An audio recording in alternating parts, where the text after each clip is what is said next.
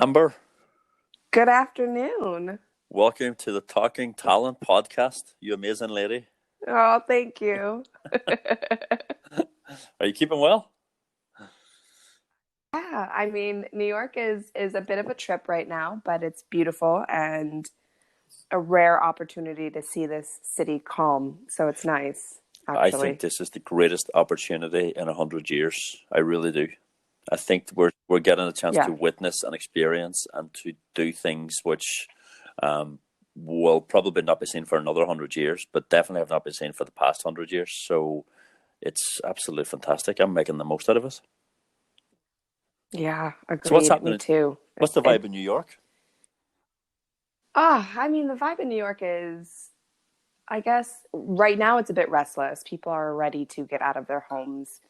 It's the weather has started to turn a bit, so it's getting nice out, and I think people have hit their limit on their ability to stay indoors by themselves. We're social people, so I think people are just getting a bit restless and antsy to get out. But we're still under lockdown, obviously, with the situation that was going on here. We're the epicenter of the hotspots in the U.S. So I think it's going to be a while before New York City has even the slightest idea of what our new normal is going to look Yeah, I like. mean, if you live in New York, London, Paris, or any of those big cities, you're a social animal. Like you don't mind being around people because you have a lot of other Yeah. options and places where to live. And if you have made your choice to live and work in these cities, you are you're really a person who doesn't mind the hustle and bustle of a big city, and especially Yeah. New York. Of all those cities I mentioned, it's the one that's stacked on top of each other and has been for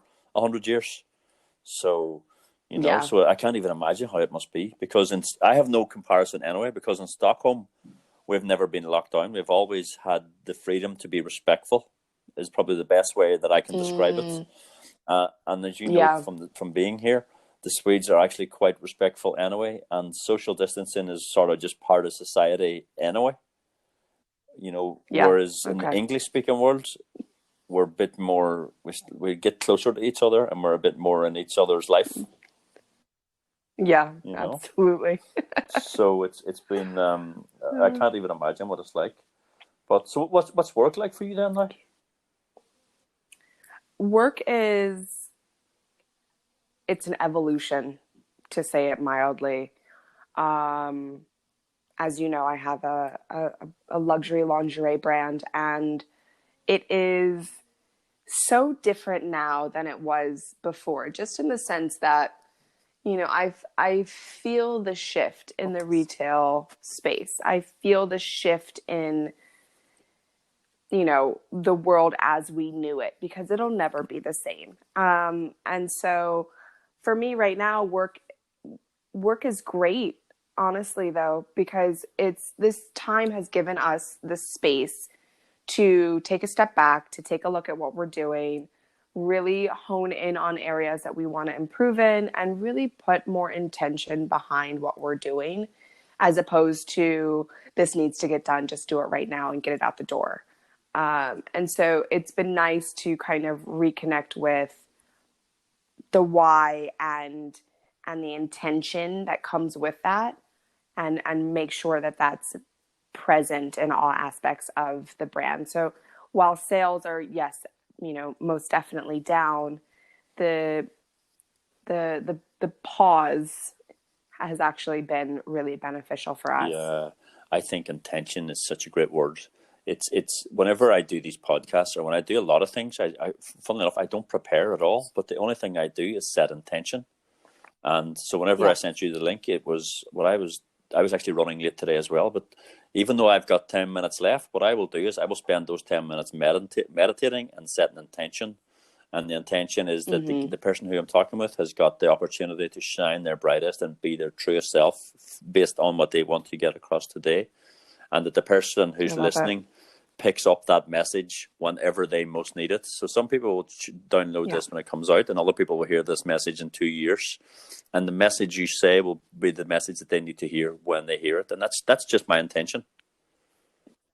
Exactly. Well, I think it's a beautiful intention, and I I think you're very spot on with that. You know, I think that people receive things in their due time and when it's important for them to Yeah. hear it. So I think it's very Yeah, but that beautiful. sort of ties in with the intention behind your brand as well. Like your story is one that I actually tell people about. It's such a great hero story, and So it's sweet. but a woman. So you've won a lot in life, but you've won, as I see, by being a very balanced human being, and I'll come back to that. But what I see from you is like you were just like this Brian. You're this shining light person, and you shine so bright that even in New York, you were able to become a lingerie model. But even out of the brightest shining lingerie models, you were the woman who had the extra to go on and build what I see is the hottest, um, most fantastic, best story driven luxury lingerie brand that's actually in New York at the minute and will actually go around the world in the coming years.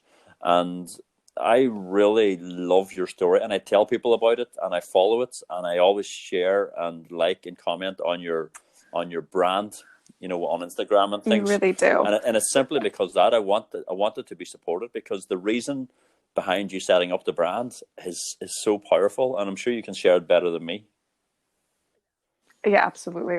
First, thank you so much. You have been an incredible champion from the moment I met you. From the moment we met, you've been such a wonderful shining light, and I really appreciate you saying that, and it feels good to know that the effort and the intention has been witnessed. Um, you know, yeah, I started off as a lingerie model and worked for countless brands, you know, global brands, juggernauts that, you know, were and still are industry leaders. And what I realized is that even though I was their model, they didn't actually carry my size. Wow.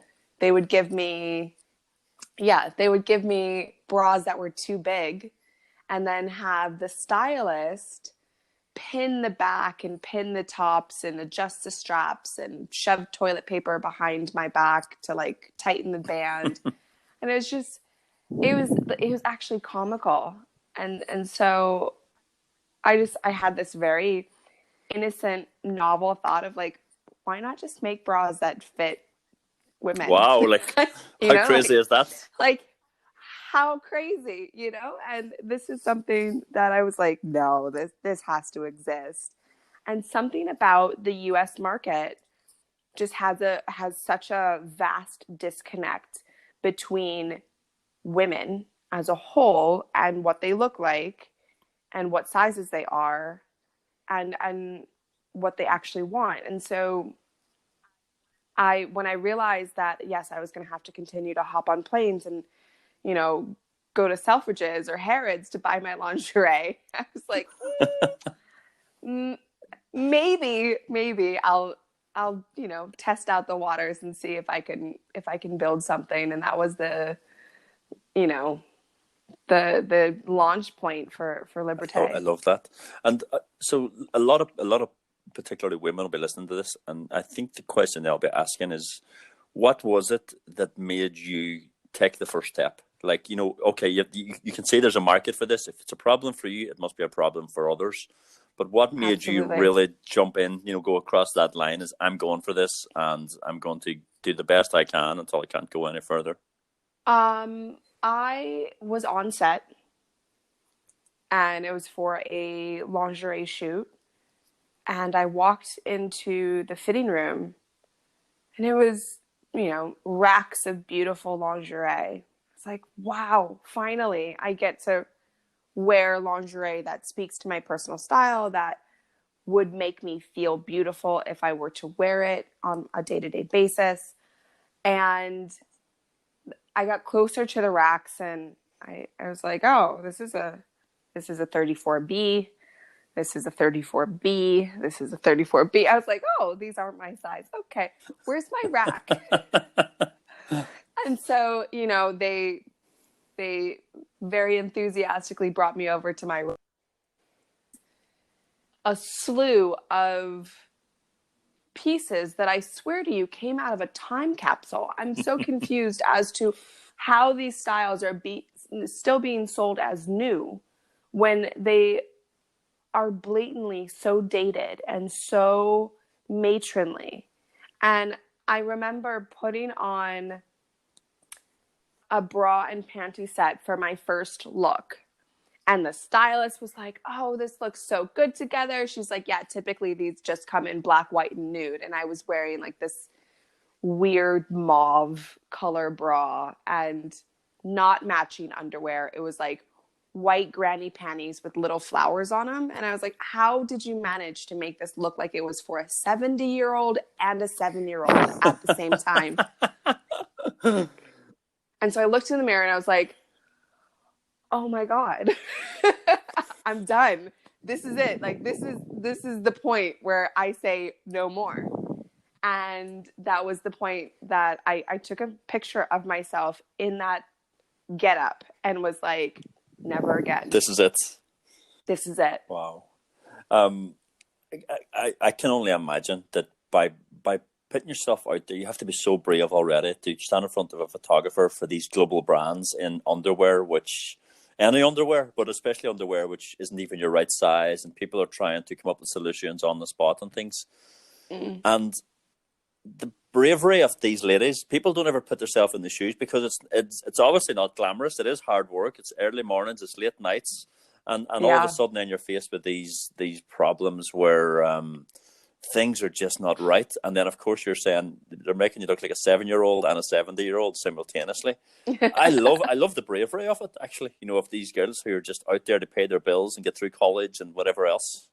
Yeah, I mean, honestly, modeling is, for the most part, completely unglamorous. What people don't realize is that when you are a model, it is not about you at all. It is about the clothes. It is about the client. It is about what you need to portray to the customer. It has nothing to do with you, your personal style, or your opinion. You go to work, you do a job, you put on the clothes, you leave. There's not a lot of room for creative outlet. There's no room for your opinion on how things should look, because that is up to the client. The client is hiring you as a medium to portray their vision. Yeah.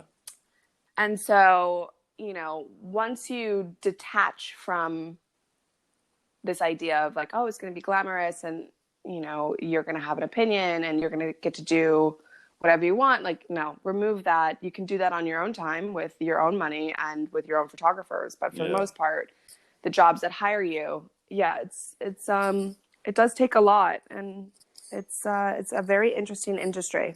Yeah, talking about photographers, we have to give a shout out to whoever your photographer is for Liberté, because when people are listening, they should actually go to Instagram now and go to @Liberté and follow the brand and look at the photos, because they're so classy, they're so well done, and they're always so fresh. And when you're scrolling, I always have to stop, because the imagery is so, it's almost empowering to the girl, but in a way that it's like you want that girl to win. Yeah, that's amazing. That's exactly what we were going for. So thank you. I'm recording this podcast through Anchor, and if you're considering doing a podcast and you haven't heard about Anchor, then let me tell you, it's the easiest way to do a podcast. So let me explain. It's free. There are creation tools that allow you to record and edit your podcast right from your phone or computer. Anchor will distribute the podcast for you, so it can be heard on Spotify, Apple Podcast, and many other platforms. You can make money from your podcast with no minimum listenership. And it's everything that you need to make a podcast all in one place. Definitely check it out. Download the app now from the store. So who's the photographers, or 1 or 2 or 3? Shout out to them, man, because this is awesome. They deserve it. Yeah, I mean, we have a couple photographers. One is Georgia. She's incredible. She's been working with us since the very, very beginning. And I would say that truthfully, she's been our rock. We've shot with her a couple times, and the way that she captures women, it's through the female eye. Mm. And so it gives you that sense of empowerment. It gives you that sense of strength and connectivity. It's very interesting, and I truly love and appreciate the way that she's able to capture models who, are in a vulnerable state, but capture them in a way that portrays them in a powerful place. Yeah, she's a rock star. Yeah. And the other thing too, I don't know if we both said it, but this is underwear for women of all shapes and sizes.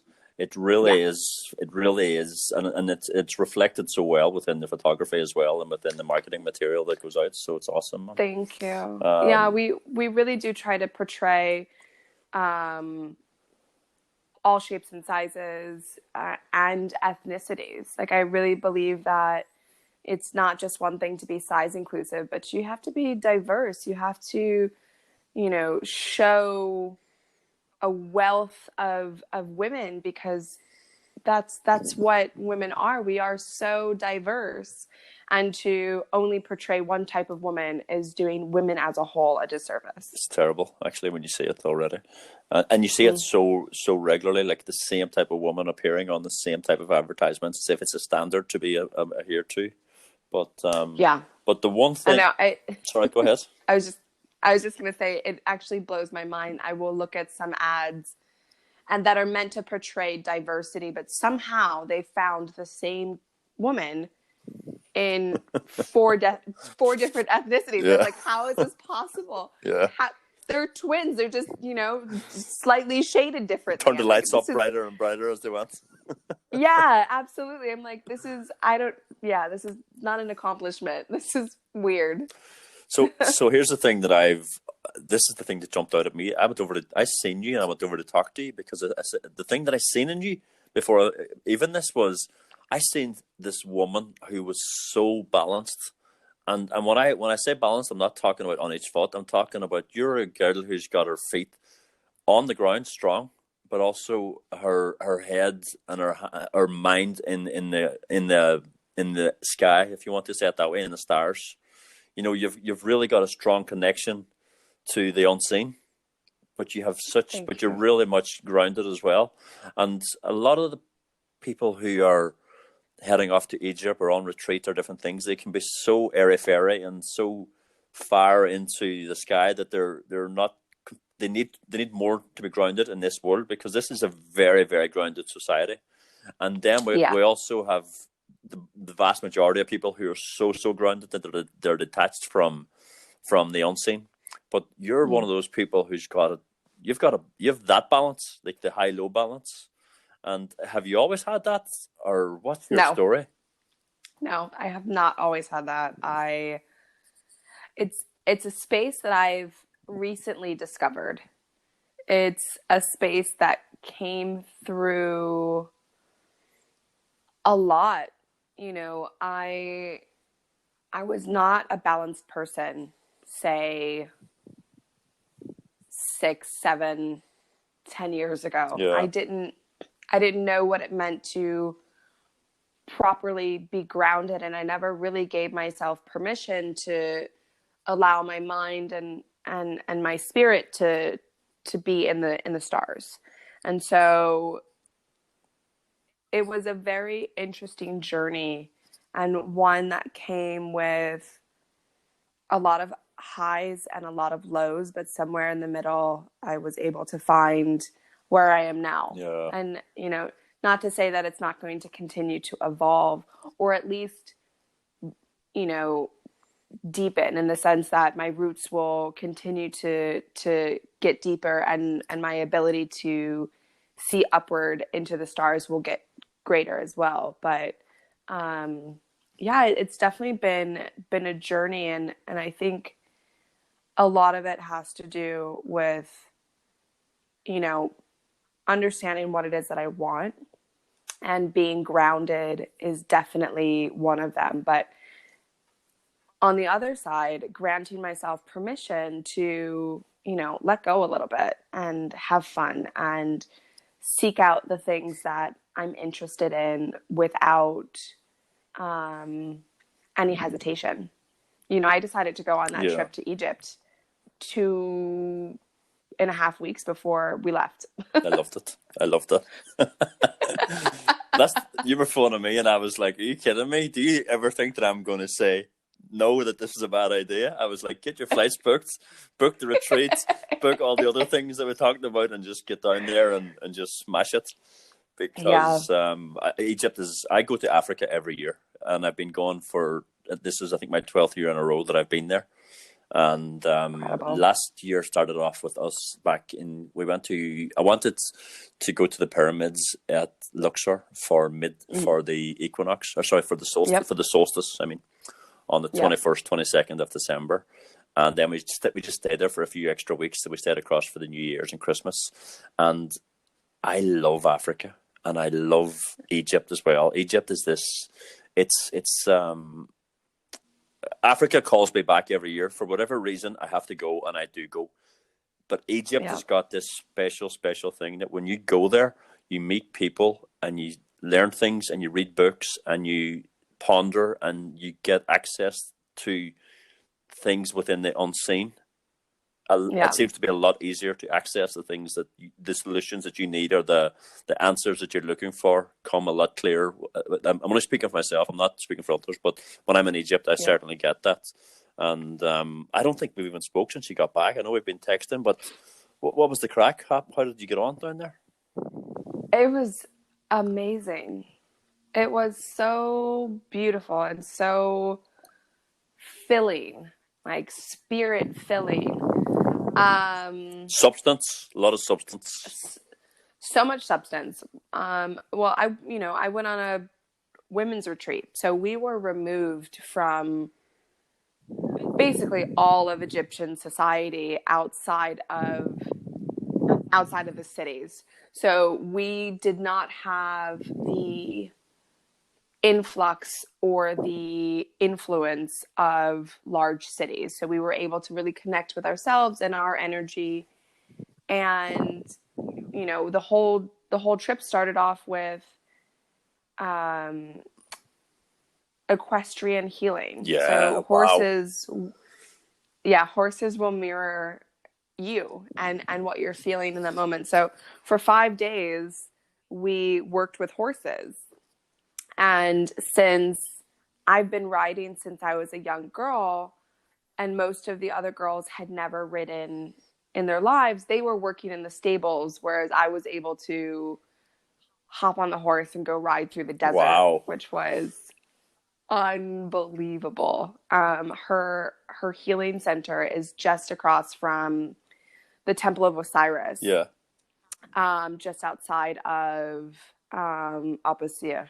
And when I tell you, it was the most magical moments. But like, it also had all kinds of other things that we went into for spiritual journeys and healing and chakra activations. And it all ended at the Great Pyramids. We spent the winter solstice, which was my birthday. Seriously? Wow. Yeah. Yeah. Born on December 21st. Wow. In the Great Pyramid. So my friend Malens had arranged for us to have a private viewing of the Queen's Chamber.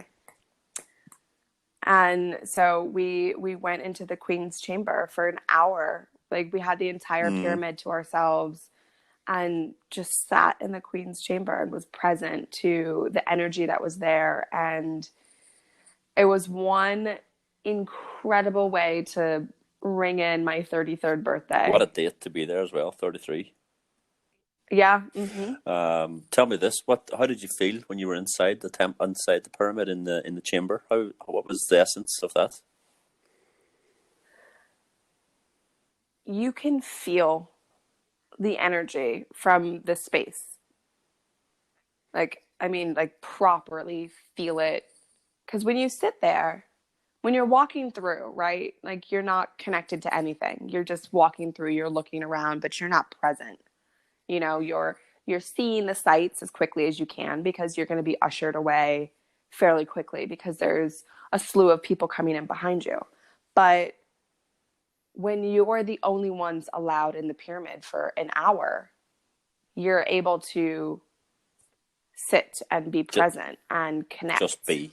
And yeah, it's so powerful. Yeah. So powerful. I actually felt that as well, because when I went to the I've been to the pyramids a number of times over the last 15 years or so, since even before I started going to, when I used to go to Africa as a holiday maker as opposed to a backpacker. And yeah, I've been to the pyramids, and as you say, there's a lot of movement and energy and sort of hawking and different things going on around you. So I don't know how I found this out, but somebody told me if I take a taxi to the pyramids of Dashur, then I will basically have these pyramids to myself. And they're not as big as the Grand Pyramids that the tourists go to in Giza. But to the naked eye, to me, I can't see any difference. So I got a taxi out, and it cost me about $5, and it's about a 20-minute ride outside the city. And I said to the taxi man, just wait on me, because I don't know what's going to happen here. So he hung around, and I arrived at these pyramids, and they were massive. And it was probably like how the pyramids were when they were found, you know, whenever that was 150 years ago or 200 years ago. And there was just sand blowing up against them. There was one guy there with a horse, and there was me, and I could climb up, climb in, go wherever I wanted, and do everything I wanted. And as you say, when I was going into the pyramids, I was like, what the hell am I doing here? I'm on my own, doing whatever madness I'm up to. But see, when I got into the chamber and just sat there, it was quite stuffy going down the chamber, you know, down the tunnel. But when I got into the actual chamber itself, and it was just me sitting there in the darkness with a mobile phone for a torch, I was like, wow, this is actually quite cool to this feel, and also, as you say, a powerful experience. Absolutely, yeah. We went to those pyramids and the ones in Saqqara as well. It was like a roundabout trip where we were visiting all of the pyramids, and yeah, those ones are quite special. The ones at Dashur. Have you done any other trips like that since? No, I haven't. You know, my experience was so profound, but you know, I actually found it a little difficult to reacclimate to New York. It took a lot of energy to recalibrate to the city. And, you know, I think it almost took me a year to be like, okay. Yeah, it took me a very long time to kind of recalibrate to a new space, because that trip shifted me for sure. Of course, especially those dates and that birthday. That's a very special to do. And your 33rd year is a very particular birthday anyway, and it's a year of manifestation. So a lot of things a lot of seeds that you plant during that year will come to fruition in the years that follow, good or bad. So I always say that to people, and I think I said that to you as well at the time. Just be careful what seeds you plant this year. Do you know what? Do you know what's amazing? And I'm always telling this to Americans, and nobody that I've met from America goes there. We went. I think Conor McGregor was fighting against Mayweather or whatever. Yeah, in Vegas. So I said, right, I'm not. I like, if I'm going to do one trip, I'll do two. So what I did is I flew to San Francisco, and we rented a car and drove up to Mount Shasta. And it's one of the other it's the chakra point for North America. So the African, Middle Eastern chakra point is the pyramids of Giza, where you went. The one in Northern California, Mount Shasta, it would blow the head off you. It is so powerful, and the energy in that small, crazy town is just mind-blowing. Wow. And again, it's so easy for you to get to. If you just even want a weekend away, or like a week away, and into the nature, surrounded by trees and things. And that's amazing. I didn't even know about that. That will definitely be on my list. Do your research around Mount Shasta. It is such a crazy place, and it's so, the energy is, I could never tell anyone about the energy that I felt when I was there. Actually, in that particularly on that chakra point, it was such a amazing place.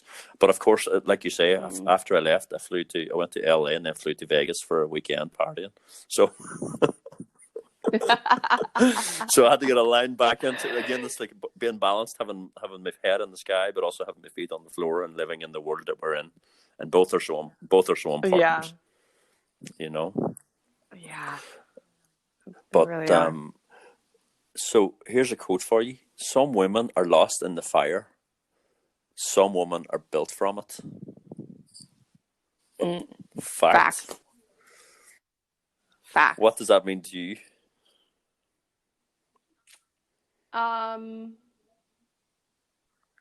Well, I think it's just, I think all women, all people, but women specifically have the ability to be built by fire.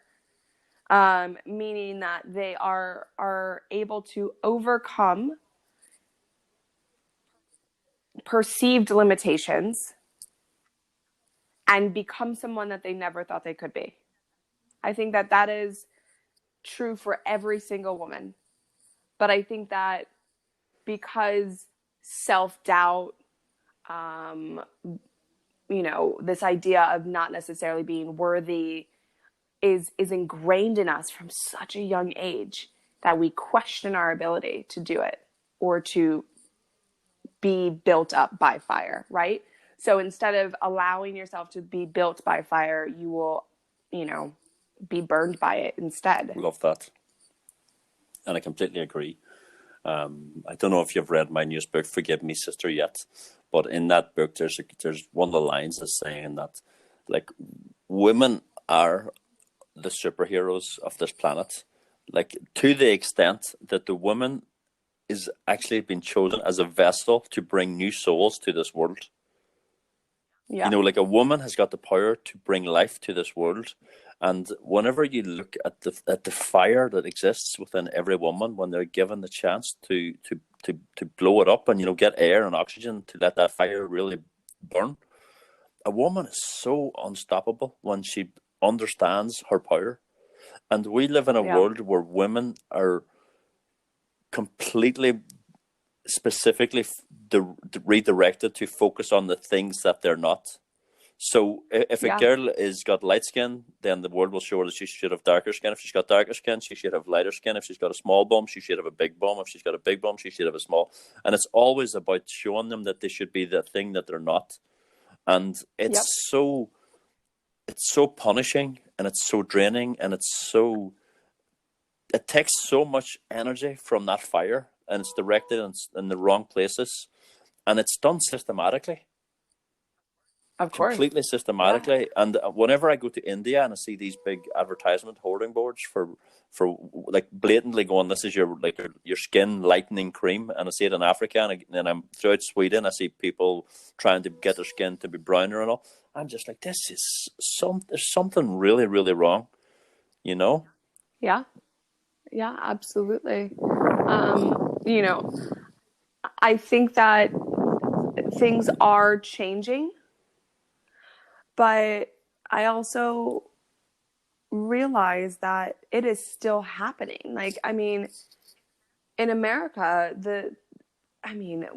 women with their fillers and their plastic surgery, and hey, look, if you want to do a bit of work and it makes you feel better and it makes you feel powerful, that's one thing.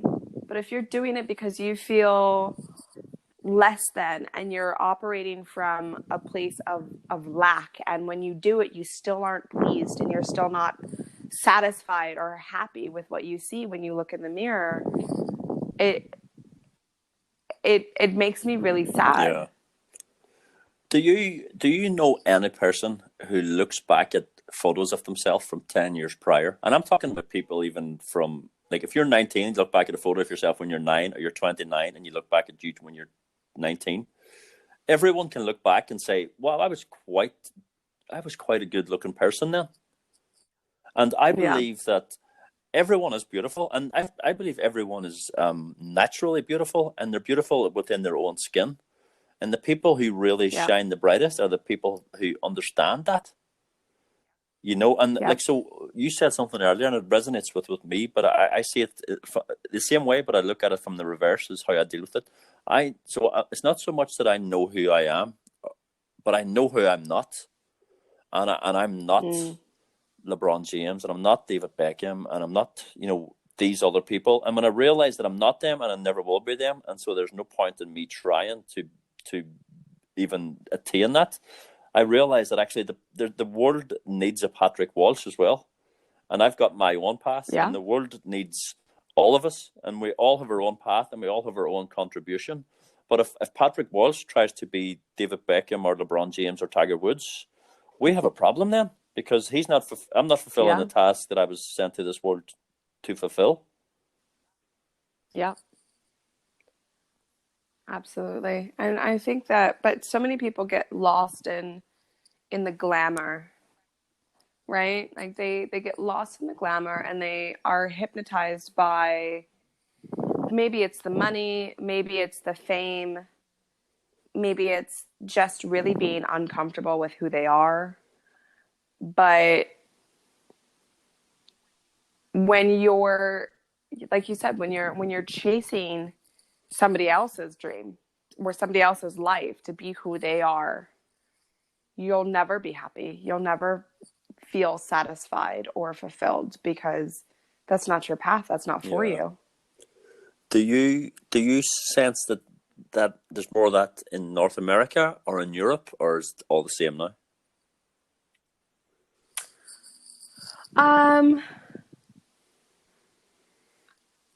I'm not sure about Europe, but I do know that in America there's still so much wanting to be something else. But at the same time, I do see a huge influx of especially women being very unapologetic about who they are. And no, I don't want to be a carbon copy of anyone else. I'm happy with who I am. No, I may not be, perfect by society standards, but screw society standards. I'm perfect for me. That's a wonderful statement. Thanks. But yeah, I do see women in America taking a stand for themselves and really just being like, I reject any idea that I have to conform. Yeah, which is great. It's a wonderful thing. The day that you have the strength to realize that actually I'm good enough. And even when I'm doing life coaching with people, I'm always trying to say to them, like, you're good enough. I mean, when you do your best, that is enough. And if you keep doing your best, you will shine so bright, because that's what you were here to do. Whereas if I try to be Amber or Lance or any of these other amazing people who I look up to, I can't be you. Could you imagine me and you trying to be Lance on stage? She's such. No. Do you know what I mean? Not even. Why would we try? Not even close. I would sit in the corner and just be like, someone please save me. Whereas Lance gets on stage and she morphs into a beast. She's like yeah. Like she goes from this very soft spoken but very present human to morphing into like this absolute rock star on stage that like, I don't know, like it's incredible. But yeah, no, I could not even remotely fathom going on stage and being Lance. Imagine going on stage after Lance. No, I'm good on that too. Yeah, I'm just going to let her do her thing. I'll do my thing. Yeah, exactly. And again, as long as I realize that I'm not these other people, then it makes me realize that I'm good enough being me, because I know the things that I've been put here for. But so on that bombshell, I just want to say this. I want this brand of yours to shine so bright, because we started this whole podcast with intention is so pure. And whenever you told me the story of that brand, I made an intention to support you, and I told you this. I will support this brand in all ways, because at that time I was still coming to the end stages of writing my book about the empowerment of the feminine, and you're really are the definition of that, like a modern, strong, well balanced feminine leader. And I think it's what our world needs to, as we go in now to this next phase of what the world will look like with this new normal. We need feminine people, and I mean that for both men and women. We need feminine people who are heard and who are allowed to share their opinions, share their voice, and do so on their own terms. And you're the definition of that strong feminine leader that this world needs as we go into that. Thank you. That means a lot to me. I really appreciate that. And also think about what you mean to others. Like, I'm just telling you the truth. Other people are thinking this, but can you imagine how many young ladies there is around the world who's looking at you going, wow, I would love to be a lingerie model who can go into having this approach, who can go into doing these trips, who can have these friends. And, you're an inspiration to so many people. So I really wanted you to come on this podcast so people could sort of see a little bit more depth into who you are and the path that you've been on. Thank you. It's been one long, windy, beautiful, exciting journey. Yeah, for sure. And this is just the start. And as you say, this is a great time for you to pull your sort of roots back in. Think about why you're doing it. Set your intentions even stronger, and then come out of this even bigger, better, faster, stronger. Absolutely. Amber, you're a beautiful soul, and I look forward to seeing you probably in New York, if not Stockholm, in the coming years, if that's what it looks like. Absolutely. No, I'm getting to Europe this year at some point. It has to happen. That has to. But we were in Italy at the same time this year, weren't we? Yeah, we were in August. Yeah, I was a week ahead of you. We've been going up the coast as well. Exactly. Nice. But anyway, man, I know you're a busy lady, and I'm going to include all your different social media platforms and the Liberté brand and things in the comments here. So people can follow along and they can see the great work you're doing to sort of help women of all shapes and sizes get access to the well-fitted sort of underwear they need, but also just follow your story, because that's a bigger part of it as well. Thank you. But I also appreciate you, extending this platform for me to speak with you. This is such a beautiful outlet to have stories be told, and you're such a wonderful person, and you're filled with such beautiful light, and I just really appreciate you opening up this space for me and for Liberté. I appreciate it so much. Thank you so much, darling. Thank you. Amber. Enjoy your day. Thanks so much. Okay. See you. Bye. Bye.